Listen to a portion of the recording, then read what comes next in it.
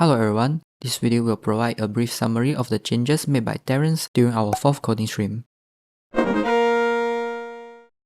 Over the last few coding streams, we have been working on implementing a new weapon system.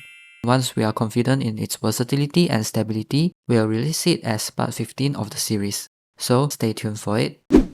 The first changes made by Terence was implementing positional variance in the knife projectiles. This is to prevent spawn projectiles from overlapping.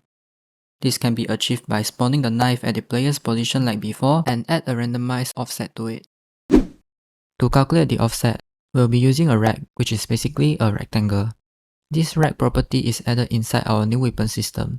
We name it spawn variance. W and H represent the width and height of the rectangle, while X and Y allow you to adjust the position of the rectangle, which in turn alters its maximum X and Y value. I will explain this later in the video. From level 2 onwards for the knife weapon, we set the rectangle to 0.3 in width and 0.4 in height. We also move it by negative 0.15 in the X direction and negative 0.2 in the Y direction, which is equivalent to half of the width and height respectively. To clarify our approach, a rect has 4 properties, namely Xmin, Xmax, Ymin and Ymax, which represent the minimum and maximum values for X and Y. These are their original values. By modifying the rectangle's position by half the width and height, you can observe the changes in the minimum and maximum value. This results in a rectangle centered on the player's position. This will allow us to apply the offset at every direction. We then calculate the offset by doing this. Additionally, we also want to rotate the rectangle based on the rotation of the knife, so the offset variance remains constant in all directions. To do so, we add the quaternion in front and multiply it by the offset vector. This is the same angle we apply to the knife when we instantiate it. Lastly, we just need to add this offset to the spawn position of the knife, like I mentioned before. This is how it was implemented in the codebase.